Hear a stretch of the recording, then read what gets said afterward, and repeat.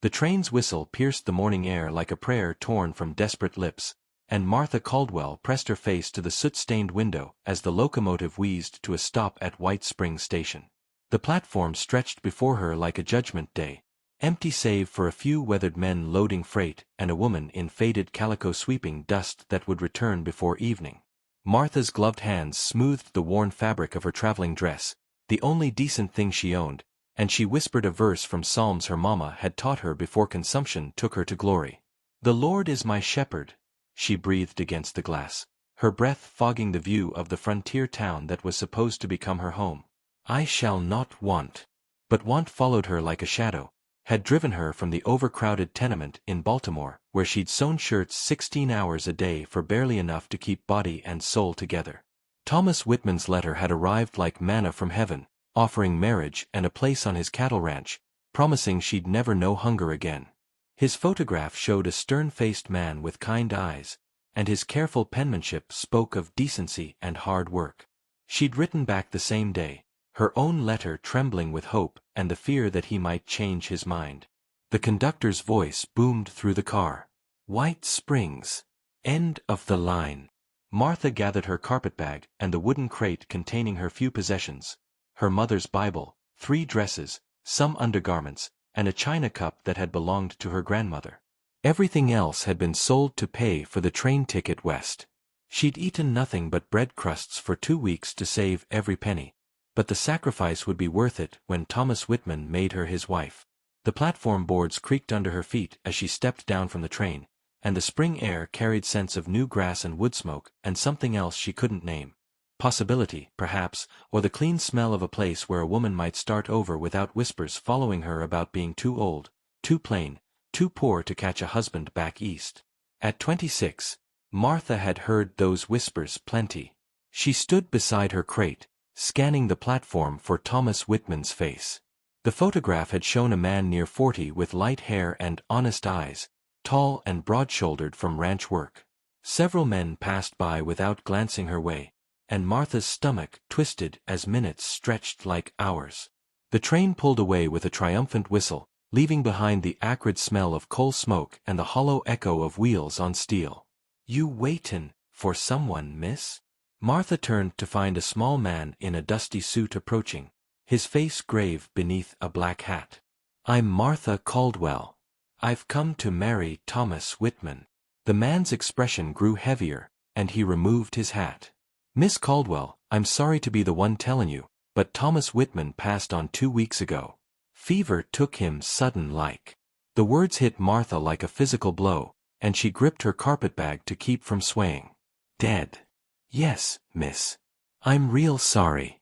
We sent a telegram, but I reckon it didn't reach you before you left." Martha stared at him, her mind reeling. 2 weeks dead. The platform seemed to tilt beneath her feet, and she felt as if she were falling into a bottomless well. I don't understand. I came all this way." "I know, miss. It's a hard thing." The man replaced his hat. "Name's George Parker. I run the mercantile here. Thomas was a good man, and he spoke of you comin'. Said he was powerful grateful to have found such a fine Christian woman willin' to share his life."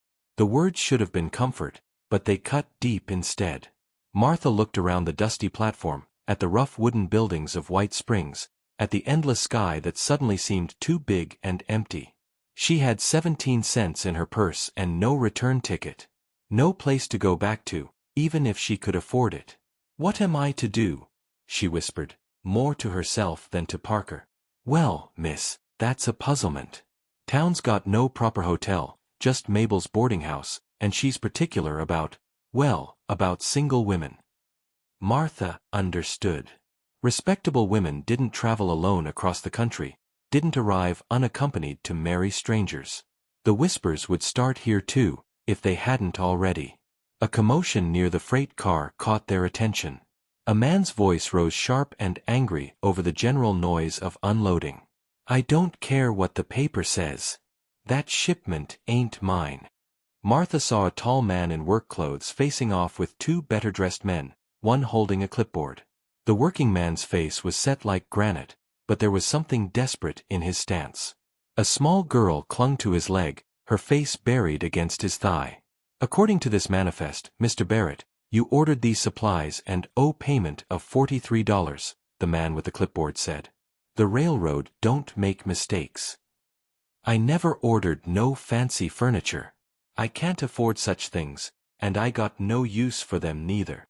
The man called Barrett's voice carried a frontier drawl roughened by emotion. "Someone's made an error. Error or not, the goods are consigned to you.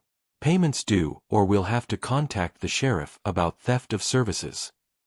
Martha watched the scene unfold with growing understanding. Someone was trying to burden this man with debt he hadn't incurred. She'd seen such tricks in Baltimore, where unscrupulous merchants would deliver goods to poor families and claim they'd been ordered, knowing the victims couldn't read the papers to prove otherwise. The little girl looked up at her father with eyes wide with fear, and something in Martha's chest clenched tight. The child couldn't be more than 6, with tangled brown hair and a dress that had been mended many times over. Her bare feet were dirty, and she looked thin beneath the faded fabric. Without thinking, Martha stepped forward. "Excuse me, but might I see that manifest?"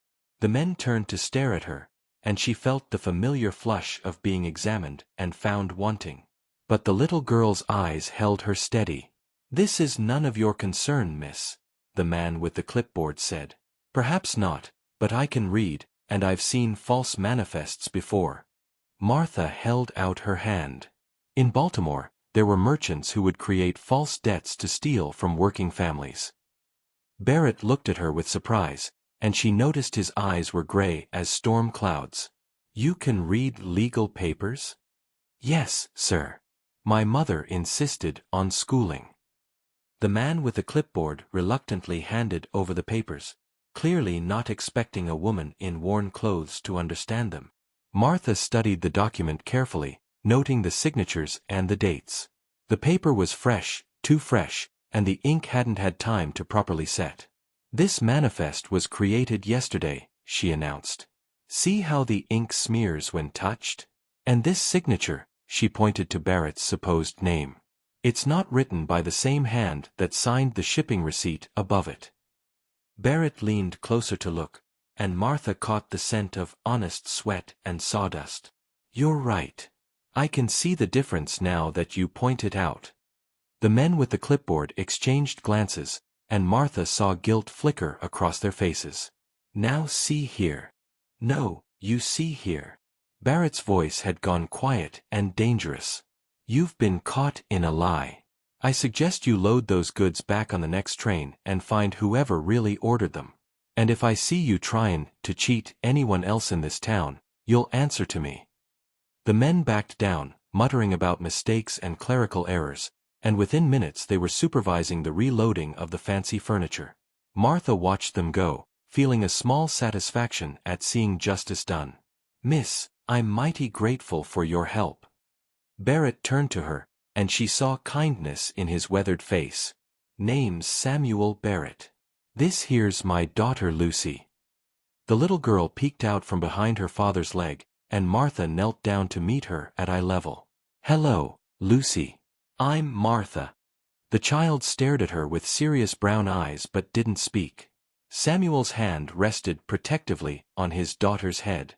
"Lucy don't talk much since her mama passed," he said quietly. "Been near 2 years now." Martha's heart ached for the silent child. She understood grief and loss, understood the way sorrow could steal a person's voice. "That's all right, sweetheart," she said softly to Lucy. "Sometimes quiet is better than words anyway." Lucy stepped a little closer, and Martha caught the scent of wood smoke and something else. The smell of a child who wasn't being cared for properly. Not from neglect, she could see Samuel's love in every protective gesture, but from a man trying to raise a daughter alone while struggling to survive. "You said you were grateful," Martha said, rising to face Samuel. "Perhaps we could help each other." Samuel's eyes narrowed slightly. "How so?" Martha took a breath, knowing she was about to gamble everything on the honesty she'd seen in this man's face. "I came to White Springs to marry Thomas Whitman, but he's passed on. I have no place to go and no money to get there if I did. You have a daughter who needs a woman's care. Perhaps we could come to an arrangement. What kind of arrangement? I could keep house for you, care for Lucy, cook and clean and mend. In exchange for room and board. Martha's cheeks burned with the boldness of her proposal. It would be proper, of course. I'm not suggesting anything improper. Samuel was quiet for a long moment, studying her face. You can cook. Yes, sir. And sew and garden and tend the sick. I learned all the domestic arts from my mother. And you'd be willin' to care for Lucy? She's been through a hard time. She gets frightened easy and don't take to strangers. Martha looked down at the little girl, who was watching the exchange with wide, solemn eyes. Something passed between them, a recognition of kindred spirits who had known loss and disappointment. I'd be honored to care for her, Martha said, and meant it with all her heart. Lucy tugged on her father's pants leg and whispered something too quiet for Martha to hear. Samuel bent down to listen, then straightened with surprise in his eyes. What did she say? Martha asked. Samuel cleared his throat. She asked if you could teach her to read. Martha felt tears prick her eyes. I would love to teach you to read, Lucy. We could start with Bible verses, just like my mama taught me. The little girl smiled then, the first real expression Martha had seen cross her face, and it was like sunrise after a long, dark night. Lucy stepped forward and took Martha's hand, her small fingers trustingly wrapping around Martha's palm. Well then, Samuel said, shouldering Martha's crate like it weighed nothing. I reckon we best head home and see how this arrangement works out. The wagon ride to Samuel's ranch gave Martha her first real look at the frontier that would be her new home. The land stretched endless under the spring sky, rolling hills covered with new grass and wildflowers that painted the prairie in shades of purple and gold. The air was clean and sharp, nothing like the smoky haze of Baltimore, and Martha found herself breathing deeper than she had in years. Samuel's ranch sat in a valley between two gentle rises, a modest log house with a barn and several outbuildings. The house needed paint and the porch sagged slightly, but it looked sturdy and well built. A garden plot showed signs of early planting, though weeds had gotten the better of some sections. It ain't much to look at, Samuel said as he helped Martha down from the wagon. I built it myself when I married Ellen. We planned to add on when the children came. His voice trailed off, and Martha understood. Dreams of children that would never come, rooms that would never be needed. She'd had similar dreams once, before life taught her that some hopes were too fragile for this hard world. It's beautiful, she said, and meant it. The house sat solid against the vast sky, a promise of shelter and home that Martha had never known. It looks like a place where a family could be happy. Lucy ran ahead to the porch, where a dog emerged from beneath the steps. The animal was part collie, part something else, with intelligent brown eyes and a coat that had seen better days. Lucy threw her arms around the dog's neck, and it was the most animated Martha had seen the child. That's Shep, Samuel said. He showed up here about a year ago, half-starved and limping. Lucy took to him right off, and he's been her shadow ever since.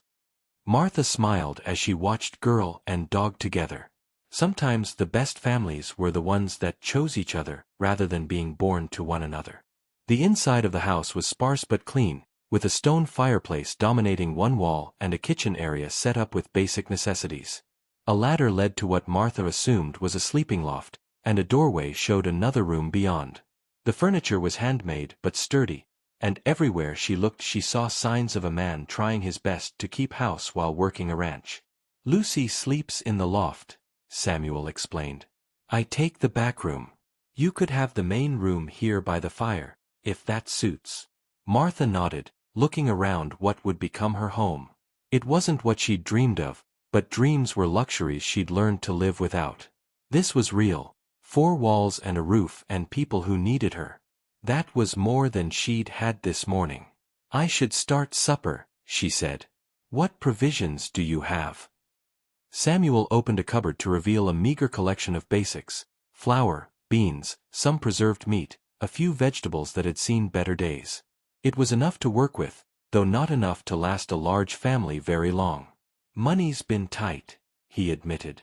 "Had some cattle stolen last winter, and the spring calving didn't go as well as hoped.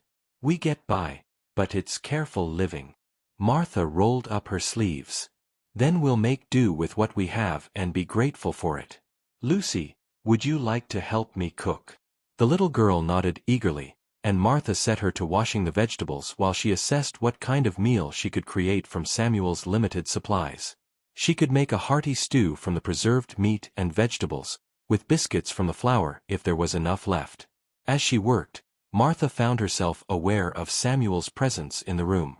He'd settled at the table to mend a piece of harness, his large hands surprisingly deft with the leather work. Occasionally he would glance up to watch her and Lucy working together, and Martha caught something in his expression she couldn't quite name. Hope, perhaps, or the careful beginning of trust. "Miss Martha." Lucy's voice was barely above a whisper, the first words she'd spoken directly to Martha. "Yes, sweetheart. Are you gonna stay?" The question carried the weight of a child who had lost too much already, who was afraid to hope for something good that might be taken away. Martha set down her wooden spoon and knelt beside Lucy, taking the small hands in her own. "I'm going to try my very best to stay," she said honestly. "Sometimes grown-ups can't control everything that happens, but I promise you that if it's up to me, I won't leave you." Lucy searched Martha's face with solemn eyes, then nodded as if satisfied with what she found there. "Mama said she wouldn't leave neither, but she got sick and couldn't help it." Martha's throat tightened. "Your mama didn't want to leave you, honey. Sometimes our bodies get too tired to keep going, but that doesn't mean the love stops. Love stays even when people have to go away." "Do you think she can see me from heaven?" Martha glanced at Samuel, who had stopped his mending to listen. His face was carefully controlled, but she could see the pain there, the struggle of a man trying to answer impossible questions for a grieving child. "I believe she can," Martha said. "And I think she's proud of what a brave, good girl you are. I think she's glad your papa found someone to help take care of you." Lucy considered this, then nodded again. "I'm glad too." The simple words hit Martha like a physical blow, and she had to blink back tears. When was the last time anyone had been glad she was there? When had anyone needed her, truly needed her, the way this little girl did? They ate supper by lamplight, the stew stretching to fill their bellies and the biscuits soaking up the last of the rich broth. Lucy chattered more than Martha had yet heard her do, asking questions about Baltimore and train rides and whether Martha had ever seen the ocean.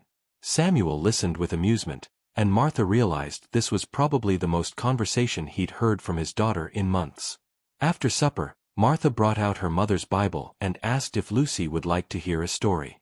The little girl curled up beside her on the bench by the fire, and Samuel settled into his chair with his mending. The domestic scene felt both strange and familiar, as if Martha had been practicing for this moment her whole life without knowing it.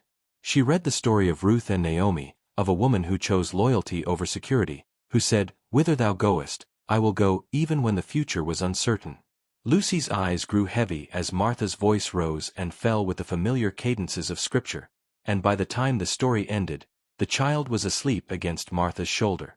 "She ain't done that in near 2 years," Samuel said quietly. "Fallen asleep, peaceful-like." Martha looked down at Lucy's sleeping face, at the trust written there in the relaxed features. "She's been carrying too heavy a burden for such a small person." "We both have, I reckon." Samuel set aside his harness work. "I'll carry her up to the loft." He lifted Lucy with infinite gentleness, and Martha watched him climb the ladder with his precious cargo. She could hear him tucking her in, whispering good night, his voice soft with paternal love. When he came back down, Martha was banking the fire for the night. "Miss Caldwell." "Martha, I want you to know I'm grateful for what you did today. Not just help in with those railroad men, though that was considerable. But with Lucy. She ain't smiled like that since before her mama took sick." Martha turned to face him in the flickering firelight. "She's a special child. You've done well with her, Mr. Barrett. Samuel. And I ain't done near well enough. A girl needs a mother, needs someone who can teach her the things a man can't. I've been prayin' about it. But I never expected the Lord to send someone like you. Someone like me? Someone kind.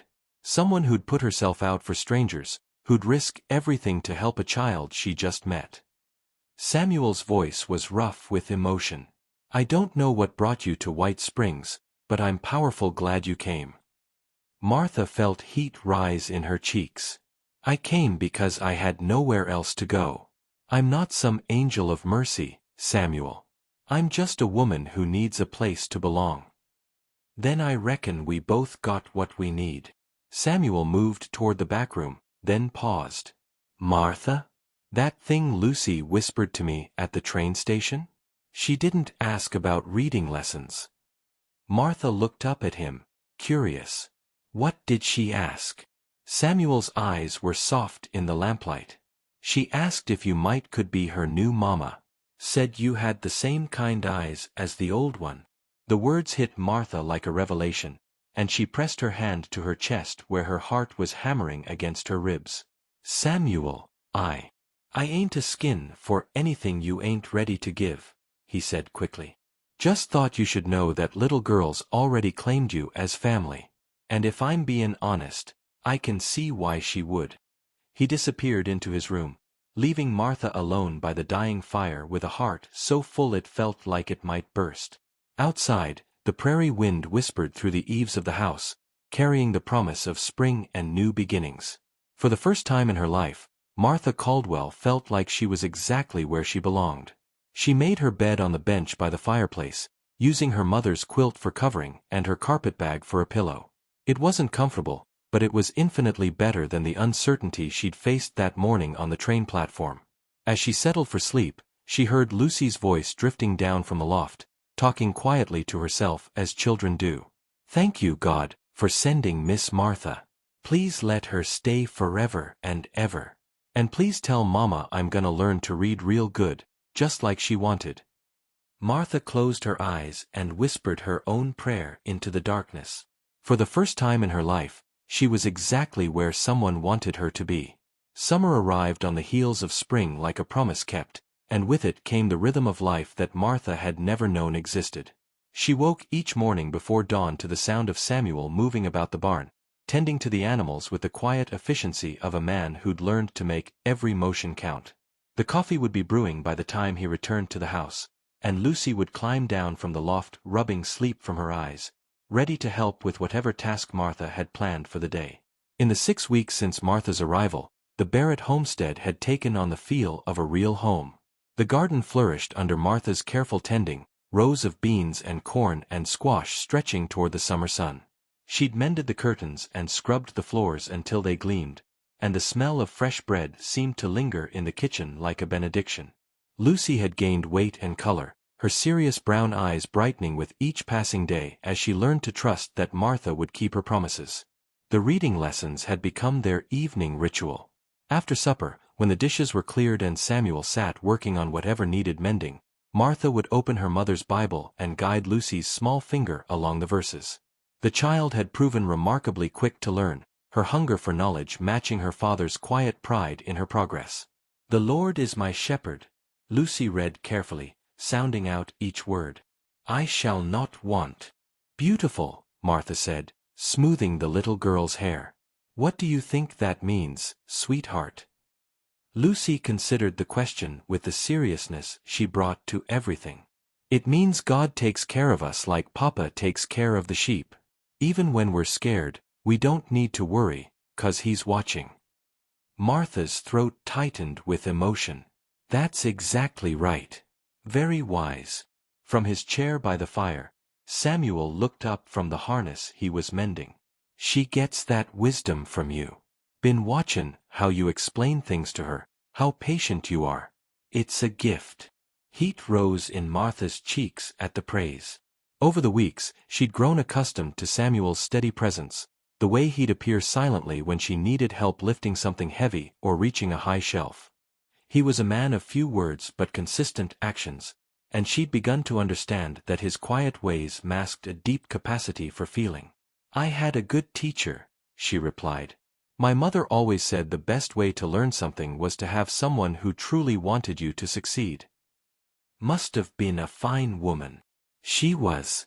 She would have loved Lucy." The little girl looked up from the Bible. "Tell me about your mama again, Miss Martha." It had become one of Lucy's favorite requests, these stories about Martha's mother. Martha suspected the child was trying to understand how mothers worked, how to hold on to love even when someone was gone. It broke Martha's heart and filled it at the same time. "Well, she had brown hair like yours, and she always smelled like the lavender soap she made. She could sing better than any bird, and she never went to bed angry. She used to say that the sun should never set on hard feelings between people who love each other." "Did she ever get mad?" Martha laughed. "Oh yes. Especially when I forgot to help with the washing or when I complained about learning my letters. But she never stayed mad long. She'd say, 'Martha Rose, anger is like carrying a hot coal. It burns the person holding it more than anyone else.'" Samuel had stopped pretending to work on his harness and was listening with complete attention. Martha realized she'd shared more about herself in these evening conversations than she had with anyone in years. "Your mama sounds like she was a lot like you," Lucy said seriously. "Kind and patient and good at teachin'. I try to be like her. Sometimes I fall short." "Everybody falls short sometimes," Samuel said quietly. "That's why we need grace." Their eyes met across the firelight, and Martha felt something shift between them, a deeper recognition that went beyond their practical arrangement. She'd begun to notice things about Samuel that had nothing to do with his usefulness as a provider. The way his hands were gentle with injured animals, how he always saved the best piece of meat for Lucy's plate, the patient way he answered her endless questions about ranch work and weather and why grass grew. A knock at the door interrupted the moment. Samuel rose, his hand instinctively moving toward the rifle that hung above the mantel, but the voice that called out was familiar. "Samuel! It's George Parker. Got some folks with me." Samuel opened the door to reveal the mercantile owner, along with two other men Martha recognized from Sunday services. They looked troubled, their faces grave in the lamplight. "Evening, George. Jim. Ben. What brings you out this way after dark?" George Parker removed his hat. "Sorry to disturb, but we got problems in town. Thought you should know." Samuel stepped aside to let them in, and Martha rose to pour coffee, automatically moving into the role of hostess she'd grown comfortable with. Lucy pressed closer to Martha's side, sensing the tension that had entered the room. "What kind of problems?" Samuel asked. Jim Morrison, a farmer whose place lay east of town, spoke up. "That railroad company's been sniffin' around again. Sent some fancy lawyer from back east, says he's got legal papers given to the railroad right to buy up land for a new depot. Says anyone who don't sell willing will be forced to sell by the territorial court." Martha felt her blood go cold. She'd seen this before in Baltimore, companies using legal manipulation to steal property from people who couldn't afford to fight back. "What kind of papers?" she asked, earning surprised looks from the men. Samuel answered without hesitation. "Martha knows about legal documents. She's the one spotted that forged manifest at the station." Ben Taylor, the blacksmith, nodded respectfully to Martha. "These papers look official enough, but something don't smell right. Railroads off-earn half what the land's worth, and they want answers by the end of summer." "Who's behind it?" Samuel's voice had gone quiet and dangerous. "Company called Western Development Corporation. But the lawyer won't say who really owns it. Just keeps talking about progress and the greater good." Martha set down the coffee pot with shaking hands. "May I see these papers?" George pulled a folded document from his jacket. "Got a copy from the lawyer. Thought maybe you could make sense of it." Martha spread the papers on the table, and Lucy climbed onto her lap to watch. The child had become fascinated with Martha's ability to understand grown-up writing, as she called it. As Martha read, her frown deepened. "This is very strange," she said finally. "The legal language is correct, but look at these property descriptions." She pointed to a section of dense text. "It describes parcels of land, but the boundaries don't match the actual survey markers established when the territory was organized. It's as if someone copied legal forms but didn't understand the local geography." Samuel leaned over her shoulder to look, and Martha caught the familiar scent of honest work and wood smoke that had become comforting to her. "What does that mean?" "It means these documents might not be valid. But more than that, it suggests someone is trying to steal land through legal trickery, counting on folks not being able to read well enough to spot the problems." The men exchanged glances, and Martha saw hope beginning to replace fear in their expressions. "You really think these papers are fake?" Ben asked. "I think they're designed to look real to people who can't read legal language. But I'd need to see the original survey documents to be sure." "Where would those be kept?" "Territorial office in the county seat," Jim said. 2 days' ride from here." Samuel straightened. "Then that's where we need to go." "We?" Martha looked up at him in surprise. "You're the only one among us who can make sense of legal papers. And this affects all of us. If they can steal George's store or Jim's farm, they can take my ranch too." Martha felt a flutter of fear mixed with pride. Samuel was asking for her help, trusting her judgment in a way no man ever had. But the thought of leaving Lucy, even for a few days, made her chest tight with anxiety. "I can't leave Lucy. She'll come with us," Samuel said firmly. "I ain't leaving her here while strangers are prowling around with fake legal papers. We'll make it a family trip." Family. The word sent warmth through Martha's whole body. She looked down at Lucy, who was watching the adult conversation with wide, attentive eyes. "Would you like an adventure, sweetheart?" Lucy nodded eagerly. "Can Shep come too?" Samuel smiled, the expression transforming his stern features. "Reckon Shep would be mighty offended if we left him behind." After the men left, promising to spread word about Martha's discovery, the house felt both more peaceful and more charged with possibility. As they prepared for bed, Lucy chattered excitedly about the upcoming journey, and Martha found herself caught up in the child's enthusiasm despite her worries. "Miss Martha," Lucy said as Martha tucked her into her loft bed, "are you scared about the bad men with the fake papers?" Martha considered lying, giving the child false reassurance, but she'd learned that Lucy appreciated honesty. "A little scared, but mostly determined. Sometimes when people try to hurt good folks, other good folks have to stand up and stop them. Like Papa did with those railroad men who tried to cheat him?" "Exactly like that." Lucy was quiet for a moment.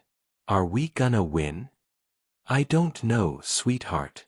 But I know we're going to try our very best. And sometimes that's all we can do. Mama used to say that God helps people who help themselves." Martha smoothed the quilt around Lucy's small form. "Your mama was a wise woman. Miss Martha? If we beat the bad men, does that mean you'll stay forever?" The question caught Martha off guard with its directness. "Lucy, I know you ain't really my mama," Lucy said quickly. "But sometimes I pretend you are. Is that bad?" Martha's eyes filled with tears. "No, honey. That's not bad at all. And if it were up to me, I'd stay forever and ever. But sometimes grown-ups have to make decisions based on things children don't understand." Lucy considered this seriously. "Well, I'm gonna pray real hard that God helps us beat the bad men and that you never have to go away." After Lucy was asleep, Martha found Samuel sitting on the porch, looking out at the star-scattered sky. The summer night was warm and sweet with the scent of prairie grass and the distant sound of cattle settling for the night. "Mind if I sit?" Martha asked. Samuel shifted to make room on the step. "Course not. It's your home too. Your home too." The words settled around Martha like a blessing she was afraid to trust completely. "I want to thank you," she said, "for standing up for me in there. for trusting my judgment about those papers." Samuel was quiet for a long moment. "Martha, I need you to know something. This ain't just about your book learning, though Lord knows we need that. It's about who you are. The way you care for Lucy, the way you've brought life back to this house. The way you see problems and want to fix them instead of just complaining." Martha felt heat in her cheeks despite the cool night air. "I just did what needed doing."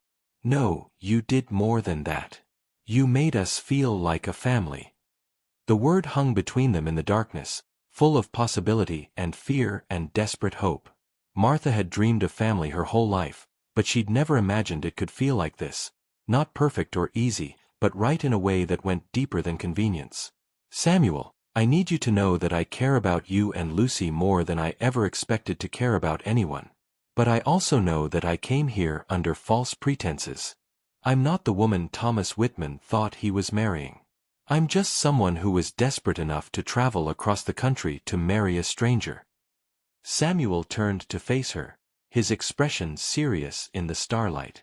"And I'm just a widowed rancher who couldn't figure out how to braid his daughter's hair proper. We're both more than our desperate circumstances, Martha.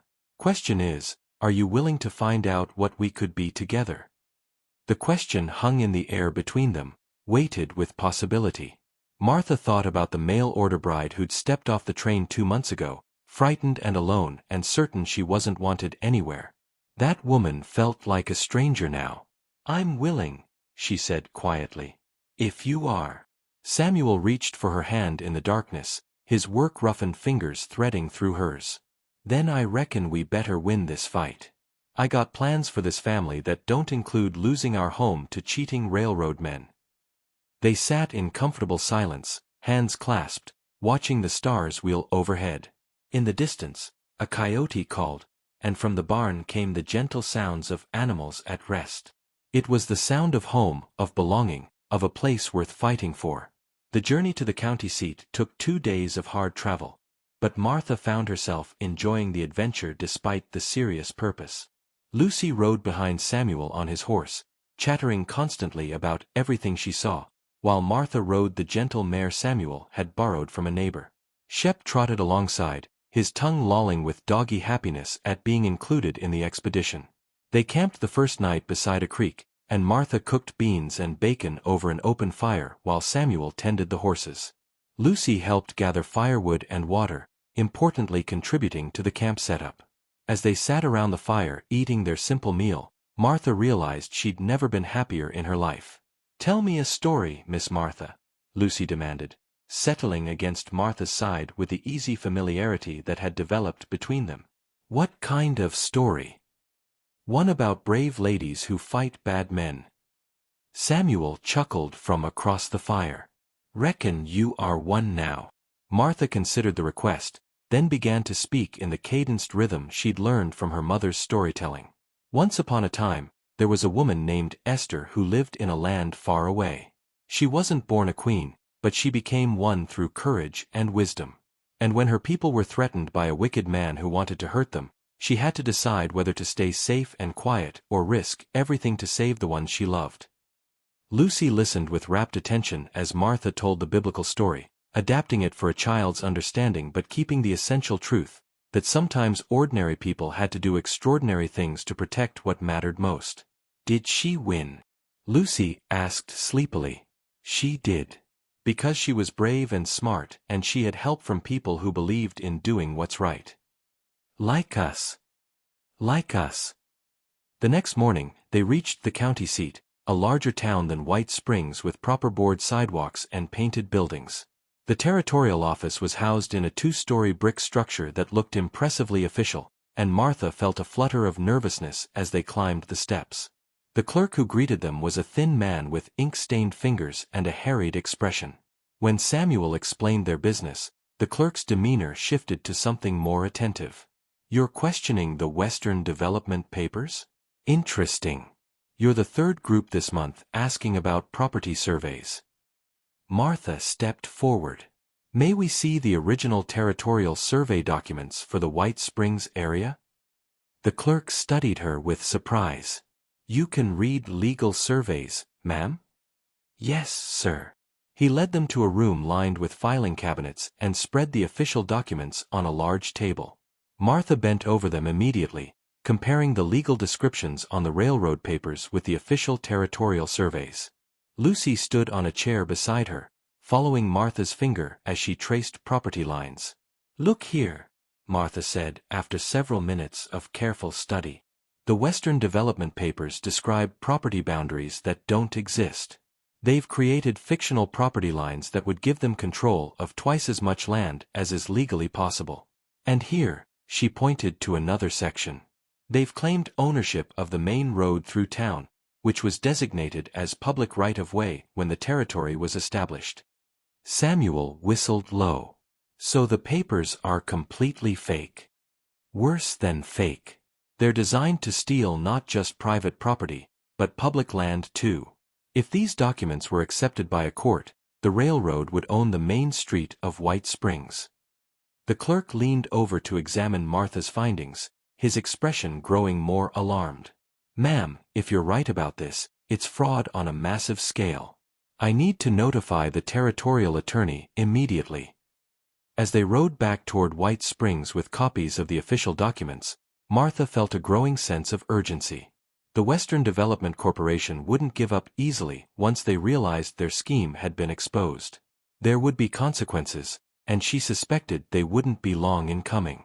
They reached home at sunset of the second day, tired but triumphant. As Samuel helped Martha down from her horse, his hands lingered at her waist a moment longer than necessary, and she found herself looking up into his gray eyes with a new awareness of the feelings that had been growing between them. Martha, he said quietly, what you did back there, standing up to those legal papers, protecting not just our place but the whole community. I want you to know how proud I am to have you as part of this family. Part of this family. The words wrapped around Martha's heart like a promise, and she realized she was no longer afraid of hoping for more than she'd ever dreamed possible. We make a good team, she said softly.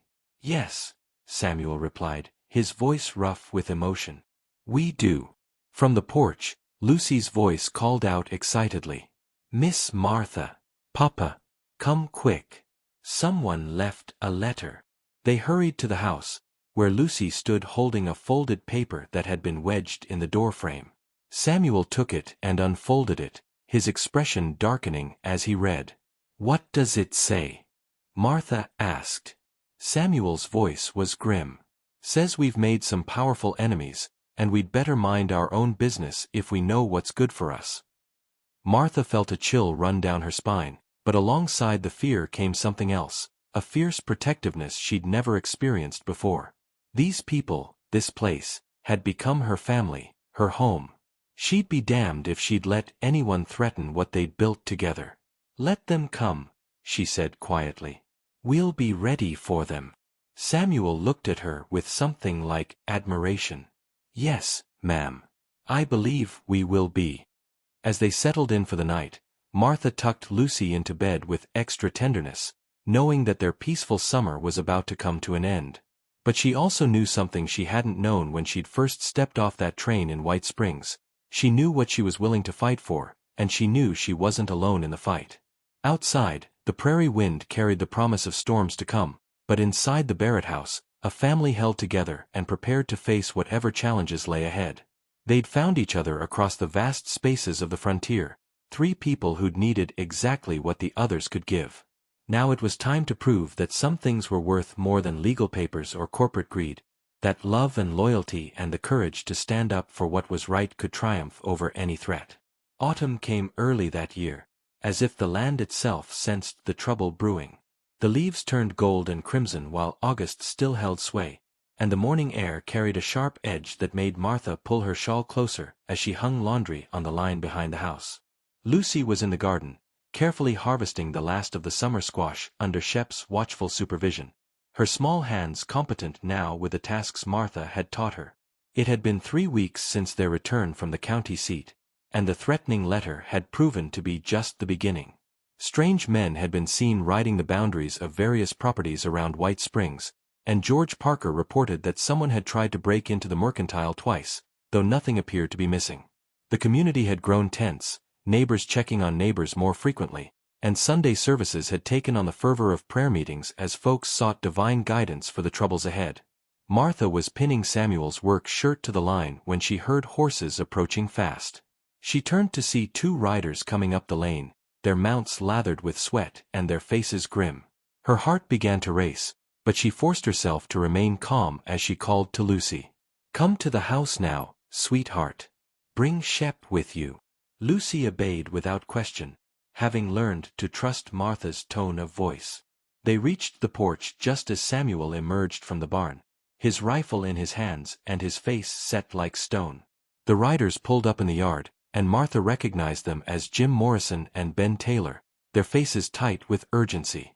"Samuel," Jim called out, not bothering with pleasantries. "They've taken George Parker."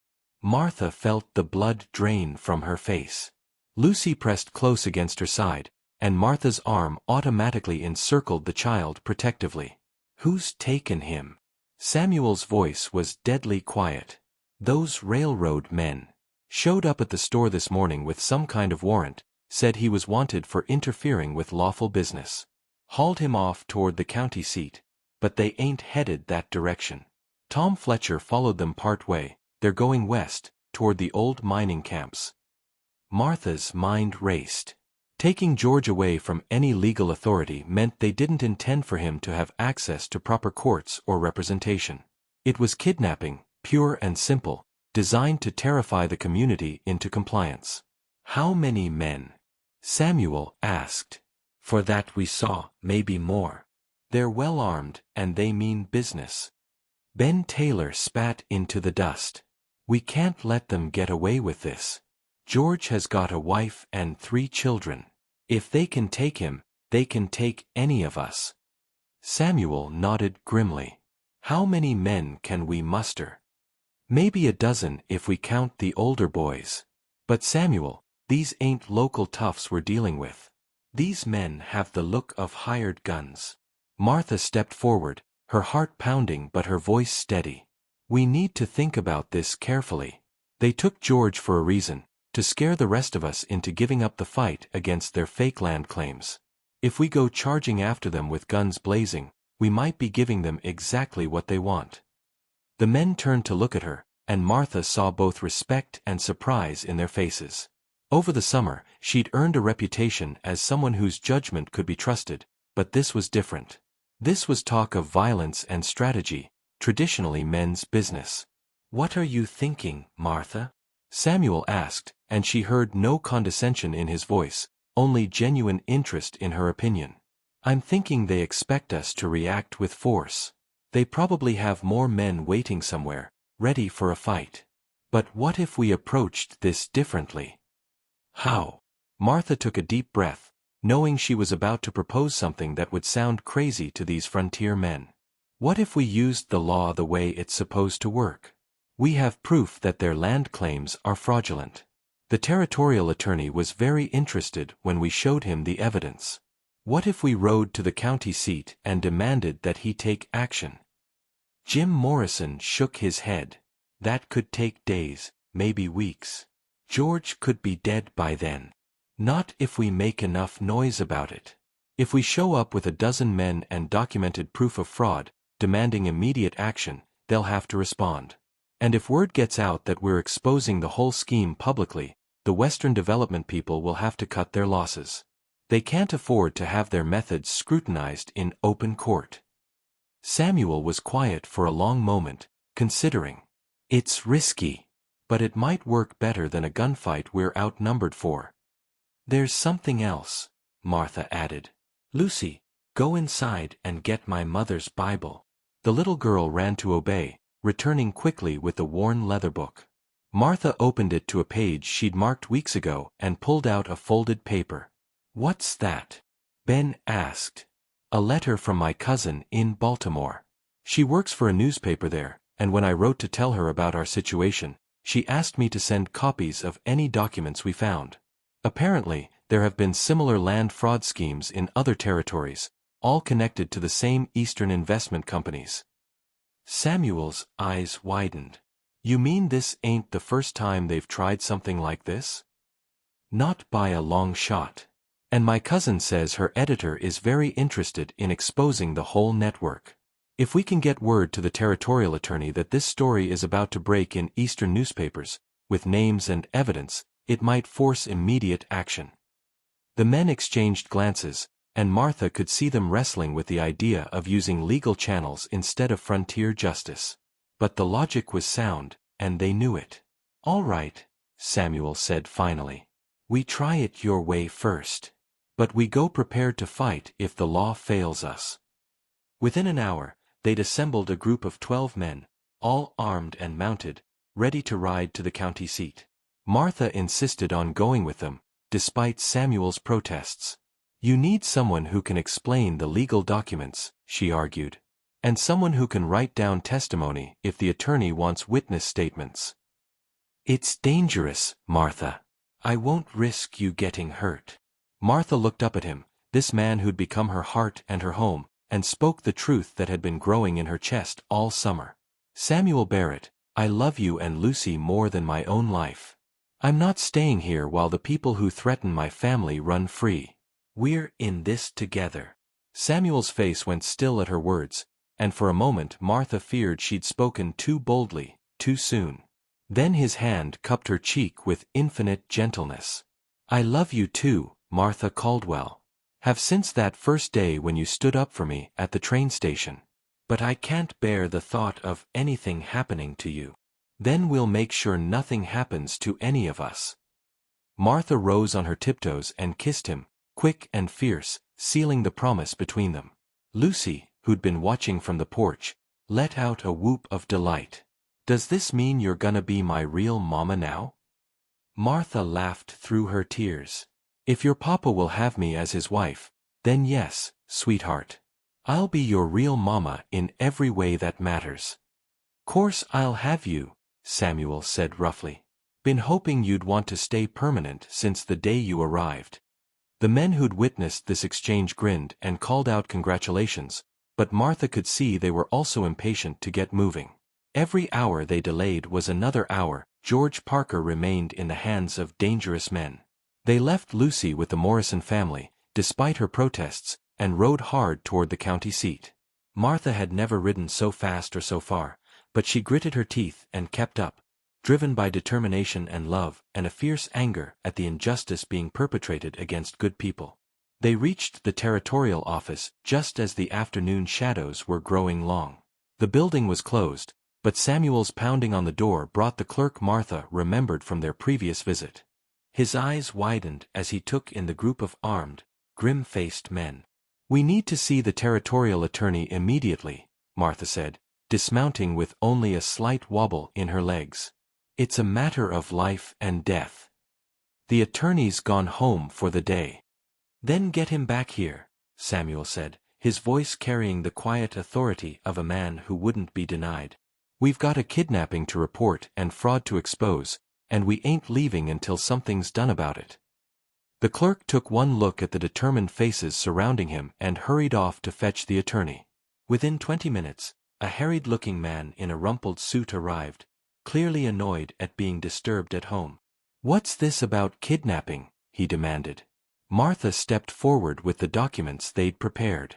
Sir, we're here to report the abduction of George Parker, a merchant from White Springs, by men working for the Western Development Corporation.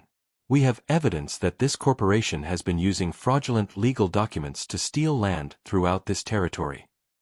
The attorney's expression shifted from annoyance to sharp attention as Martha laid out the evidence. The forged land surveys, the impossible property descriptions, the pattern of intimidation and now kidnapping.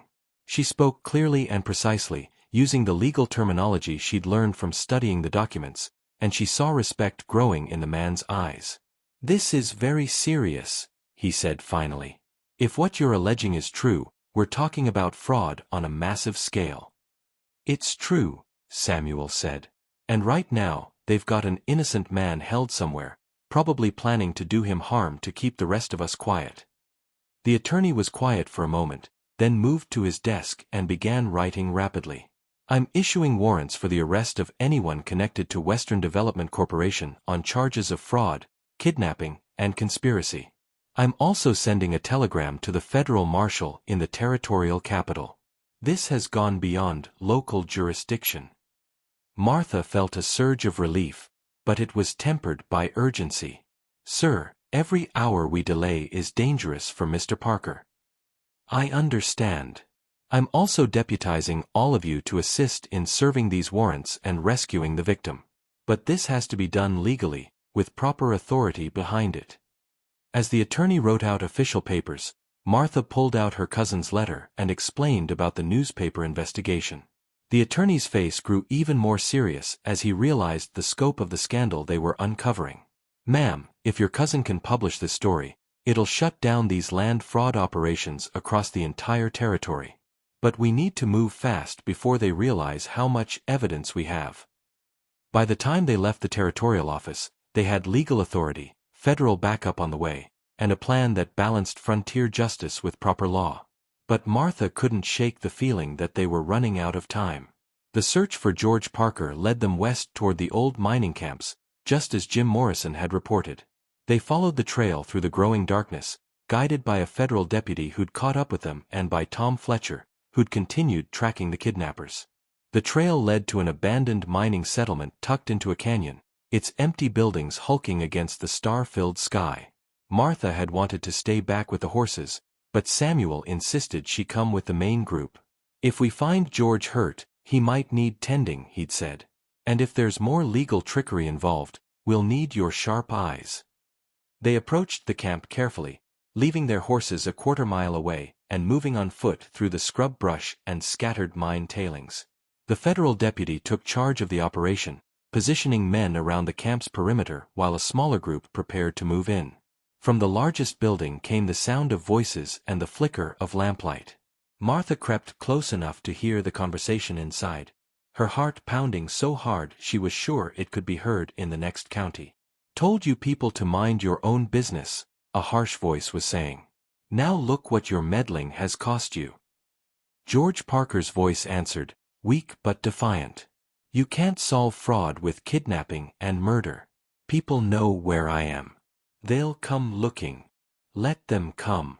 By the time anyone finds you, Western Development will own half the territory legal-like. And you'll be just another poor fool who got lost in the wilderness." Martha's blood ran cold at the casual discussion of murder. She crept back to where Samuel and the deputy waited, her mind racing with what she'd overheard.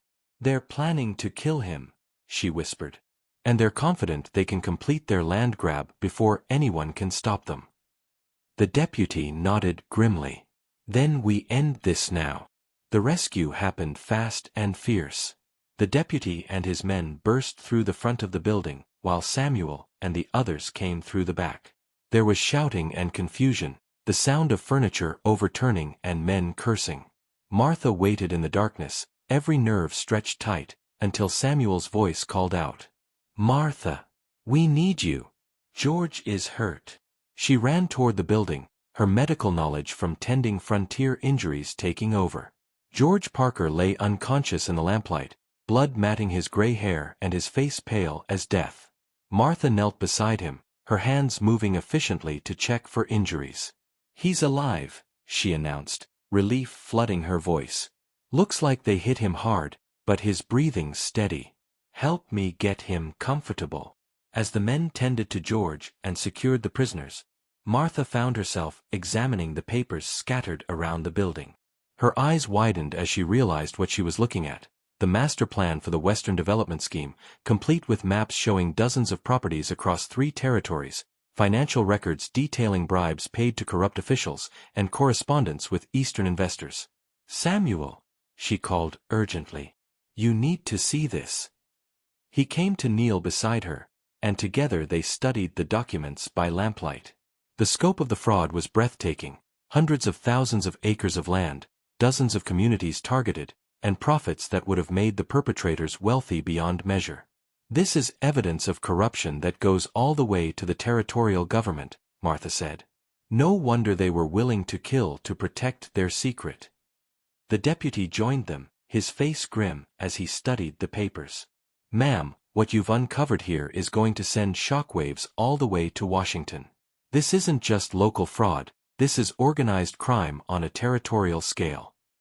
George Parker regained consciousness as they were preparing to transport him back to town.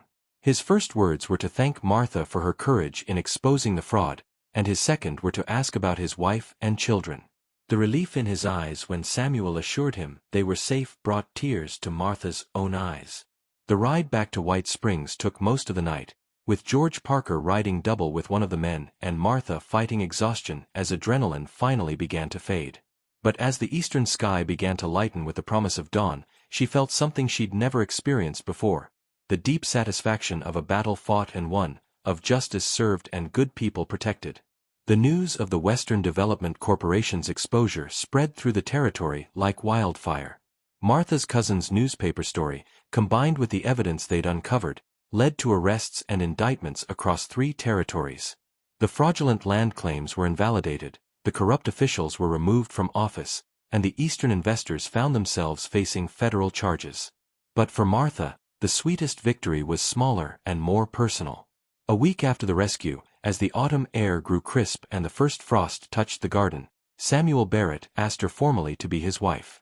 He did it properly, on one knee in the front parlor with Lucy as a witness, offering her his mother's ring and his heart. "I know I ain't much to look at," he said, his voice rough with emotion. "And this ranch ain't fancy. But I love you, Martha Caldwell, and I promise to spend every day of my life trying to be worthy of the gift you've given me and Lucy." Martha looked down at this good man who'd become her world, at the little girl who'd already claimed her as mama, at the home they'd built together through shared work and sacrifice and love. The mail-order bride who'd stepped off the train in desperation was gone, replaced by a woman who knew her own worth and had found her place in the world. "Samuel Barrett," she said, pulling him to his feet so she could look directly into his storm-gray eyes, "you are everything I never dared to dream of. Yes, I'll marry you. Yes, I'll be Lucy's mama. And yes, I'll spend the rest of my life building something beautiful with you on this frontier." They were married 3 weeks later, on a crisp November morning when the sky was blue as china and the prairie grass had turned the color of spun gold. The entire community gathered for the wedding, held in the White Springs church with George Parker recovered enough to give the bride away and Lucy serving as flower girl with Shep as her solemn escort. Martha wore her mother's wedding dress, carefully preserved and altered to fit, and carried a bouquet of the last wildflowers of the season. Samuel stood waiting for her at the altar, handsome in his Sunday best, his face shining with love and pride. When they exchanged vows, promising to love and cherish and protect each other through all the seasons of their life together, there wasn't a dry eye in the church. But the moment that would live forever in Martha's memory came after the ceremony, when Lucy tugged on Martha's wedding dress and whispered, "Mama Martha, are we a real family now?" Martha knelt down to embrace her daughter now, in law as well as love, and felt her heart overflow with gratitude for the unexpected paths that had led her to this moment. "Yes, sweetheart," she whispered back. "We're a real family now and always." Winter came gently that year, as if the land itself was celebrating their happiness. The Barrett house rang with laughter and conversation, with the sound of Lucy practicing her reading and the comfortable rhythm of shared domestic life. Martha's garden slept under a blanket of snow, but she was already planning for spring, already dreaming of the abundance they would grow together. On Christmas morning, as they sat around the fire opening the simple gifts they'd made for each other, Martha reflected on the journey that had brought her to this place.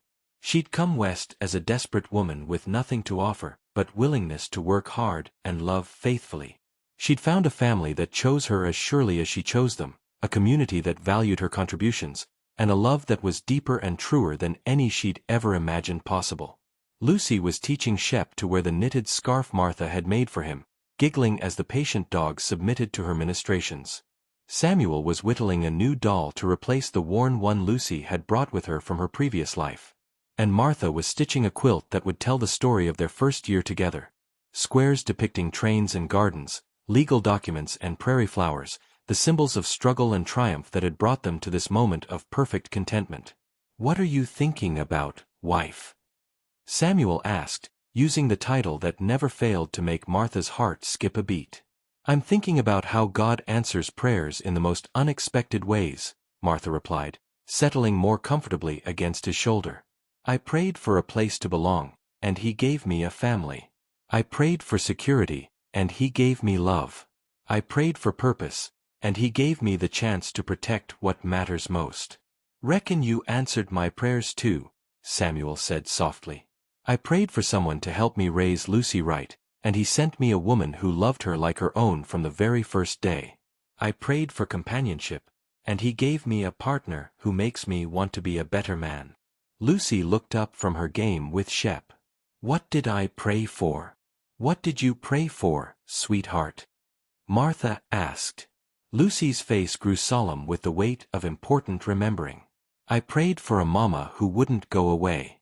And I prayed for Papa to smile again. And I prayed for us to be safe and happy forever and ever. Martha and Samuel exchanged looks over their daughter's head, both of them understanding the miracle they'd been given. 3 people who'd lost everything had found each other across the vast spaces of the frontier, had built something stronger than the sum of their individual hopes. Outside, the wind sang across the prairie, carrying the promise of spring still months away. But inside the Barrett house, it was already spring, the season of new beginnings, of growth and possibility, of love that had taken root in the good soil of shared commitment and daily choosing to build something beautiful together. Martha Rose Caldwell Barrett closed her eyes and listened to the sounds of her family. Her husband's deep voice reading from the Bible, her daughter's laughter, the dog's contented sighs, the fire crackling in the hearth. These were the sounds of home, the music of belonging, the answer to every prayer she'd ever whispered into the darkness. She'd come west as a mail-order bride, expecting nothing more than survival. She'd found instead the greatest treasure the frontier had to offer, a place where love could flourish, where family could be chosen rather than simply inherited, where a woman's courage and kindness could make all the difference in the world. As the winter wind sang its ancient song across the endless prairie, Martha Barrett held her family close and gave thanks for the grace that had brought them together and the love that would see them through all the seasons yet to come.